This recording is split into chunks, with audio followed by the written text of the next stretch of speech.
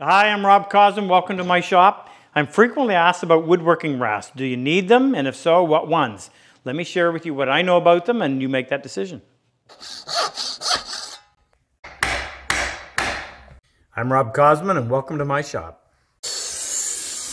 We make it our job to help you take your woodworking to the next level.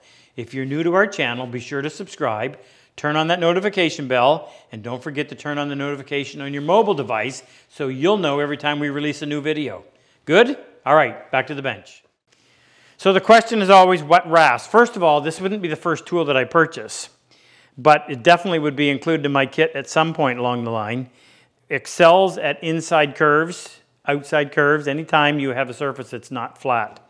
And there's lots of to choose from. So I'm going to kind of go through and show you a little bit about how you would use it. So I've got a piece of poplar with an outside curve.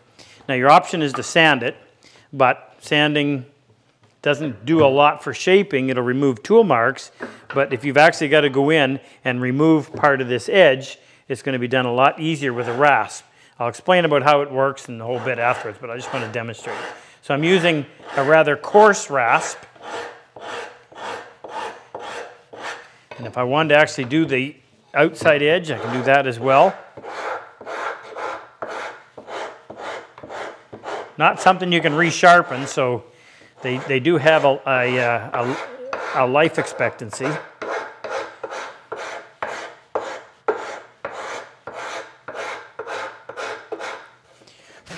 Now, not trying to make anything in particular here, but once I've used the coarse rasp, then I can go in with a series of finer and finer ones to go in and refine that shape.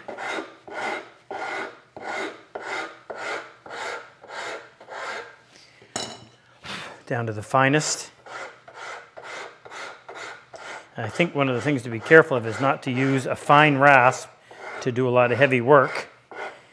But like sandpaper, where you work through the grits, same idea here. Once I've got most of all the heavy tool marks removed, then I can go in with sandpaper, and it certainly is going to do a lot less, or take a lot less effort. If you're working on the inside curve, well, these are flat on the bottom, round on the side, or tapered, and you can go in and essentially do the exact same process, working from coarse to fine. Always easier to cut downhill than up. So if I was doing this side, I would turn it around.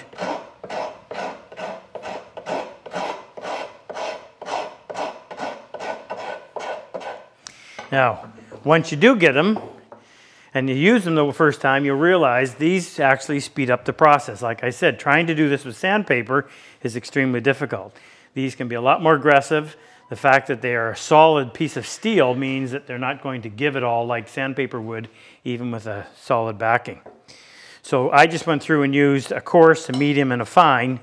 Now let's talk a little bit about how they're made and how they differ from files, because it's not a file. Now a file is not a rasp, and although they look similar, files and rasps perform different functions. A file is primarily a smoothing tool, while a rasp is used for shaping. Now, the difference is easily seen by looking closely at the cutting surfaces of each one. So looking at the picture on the right side of the screen, a file has a series of parallel cutting ridges, we call them teeth, and they're milled diagonally across the face of the file. If you look at the picture on the left side of the screen, a rasp has individual raised triangular shaped teeth.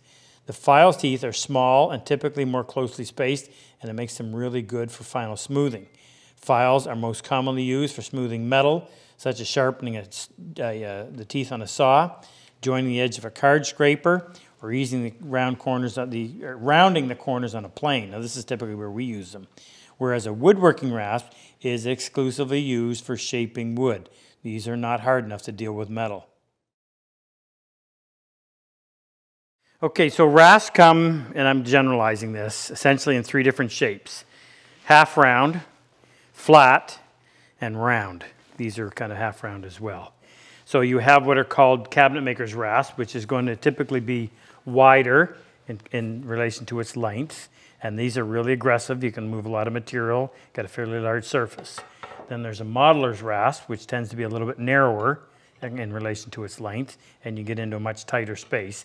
Both of these have a flat side, they're tapered front to back, and they have a round top surface. Then there's flat ones. So this is just flat on both sides, two different grains. The grain is how they determine the grit. We'll talk about that a little bit later, or how aggressive it is. And you'll notice that there's also a taper in this, but it gives you a flat surface. And this one is called an ironing rasp, and although it's not flat in this direction, but it is flat side to side. So that allows you to go in and work on a particular surface without touching all the surrounding surface. And then you have what's called a rat tail, and that's just a round rasp. And I find these really handy. What I've done is I've chosen the ones that suit the kind of woodworking I do. And of course, that's going to vary from person to person. A rasp are essentially a piece of steel that have cutting teeth. And those teeth can either be machine cut or hand cut. Now, if you look at the picture on your screen, the rasp on the left has had the teeth cut by a machine. Teeth are very uniform spacing and size. You look at the screen on the right, you see this rasp has been hand cut, and they're somewhat randomly spaced. Machine cut rasps are significantly less expensive than the hand stitched ones, but the hand stitched, and that's the term they use for creating the teeth, they're stitched. These rasps leave a nicer surface, and they tend not to chatter because of the random spacing of the teeth. And you'll find that most professional woodworkers prefer the hand-stitched rasps over the machine cut. So there was a time when all rasps were made by hand. Today there's only a few companies that actually manufacture or stitch rasps, and they're all in Europe. Now, the major advantage, as we talked, of a hand-stitched rasp is that there's a slight irregularity in the tooth size and the placement, and it tends to be smoother in operation, and it's less prone to catch or what we might call chatter. Now, these rasps are made by a process called hand stitching, and essentially each tooth on the rasp is formed by hand. And a very talented, it takes, I think it's a 4-year apprenticeship, and highly experienced worker uses a hammer and a punch to raise or stitch the teeth. The process is quite laborious, and it can take upwards of an hour and a half to stitch a typical 10-inch rasp. The rows are formed diagonally, and that serves to stagger the teeth. Now, obviously, the skill of the stitcher is important in ensuring that the teeth are raised to the same relative height and that the shape and angle of the teeth are correct. And also important is the knowledge and experience of the foundry in selecting the right kind of steel and then shaping it, grinding it, heat treating it, and tempering the blank. The whole process is actually very lengthy. And we left a link below where you can go in and watch a short video of a rasp actually being hand stitched. So machine cut rasps are classified as smooth, second, or bastard in terms of their cutting action. Smoothest, smooth, and rough would be the relative equivalents. A hand-stitched rasp generally use a scale of 1 to 15 to describe the relative coarseness or grain of the rasp teeth. 1's the coarsest, 15 is the smoothest. Now, the photo on your screen from Logier Rasp provides a relative comparison of the different grain sizes on hand-stitched rasps. The higher the grain number, the smoother the finish will be. Now, obviously, it's going to cut a lot slower, but it's going to provide a much smoother surface. So it's pretty simple. Obviously, there's a handle, so your power hand is going to be on the handle. You're almost always going to want a second hand, and it's coarse, so you're not going to grab hold of it. I simply just have the hand resting on there just to help apply some downward pressure. And I find it easier if you cut on an angle. You can go straight if you want, but I tend to use it like this. And what you're doing is those teeth will dig in. They only cut in one direction, so there's no reason to drag it back. So you're going in there. And of course, the teeth are eventually over time are going to wear, so don't just use one area. So if you can use all of it, best to use all of it. Big advantage of a rasp is whether you're going with the grain or against the grain, you're not going to tear. Same goes with figured wood. Of course, like anything, if you can plane with the grain, it's probably going to be slightly advantageous. And I put just the appropriate amount of downward weight so you can feel it bite. And that wouldn't change whether you're working with the coarsest one or down to the finest one. The only difference is going to be a little less area to put your hand on, and obviously a little bit lighter pressure, but same process. Bit of an angle, Try to use as much of the rasp as possible just to even out the wear.